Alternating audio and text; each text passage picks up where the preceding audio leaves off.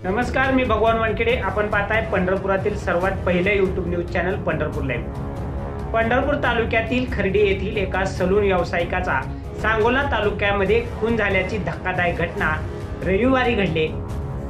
पंढरपूर तालुक्यातील खर्डी येथील एका सलून व्यावसायिकाचा मृतदेह रविवारी दिनांक 19 जानेवारी रोजी दुपारी 2 वाजण्याच्या सुमारास कमलापूर तालुका सांगोला येथील हॉटेल आकाशच्या पाठीमागील आंब्याच्या बागेत आढळून आला होता।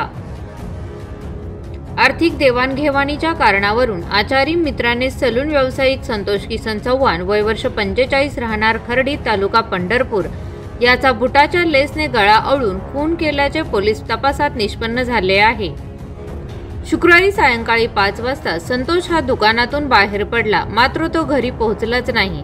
दरम्यान 30 ते 40 वर्षीय पुरुष इसमाचा मृतदेह कमलापूर येथील न्यू आकाश परमिट रूमच्या पाठीमागील आंब्याच्या बागेत मिळून आला। ही घटना रविवारी दुपारी 2 वाजण्याच्या सुमारास शेतमालकाच्या निदर्शनास आली। त्यांनी सांगोला पोलीस स्टेशनशी संपर्क साधून माहिती दिली। माहिती मिळताच मंगळवेढा उपविभागीय पोलीस अधिकारी विक्रांत गायकवाड, सांगोला पोलीस स्टेशनचे अधिकारी व पोलीस कर्मचारी यांनी घटनास्थळी भेट दिली व घटनेची संपूर्ण माहिती घेतली।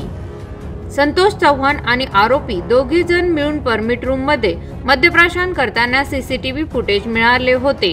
दरम्यान पोलिसांनी सीसीटीव्ही फुटेज व फोन पेच्या आधारे तपासाची चक्र वेगाने फिरवून तांत्रिक कौशल्याच्या आधारे संशयितास अवघ्या 2 तासात रविवारी रात्री 11 वाजण्याच्या सुमारास नातेपुते तालुका माळशिरस येथे सापळा रचून ताब्यात घेतले। चौकशी दरम्यान संशयित गोविंद शिंदे याने आर्थिक देवाणघेवाणीच्या कारणावरून रागाच्या भरात संतोषचा गळा आवळून खून केल्याचे कबूल केले। अतिशय कमी वेळात पोलिसांनी मृताची ओळख पटविली।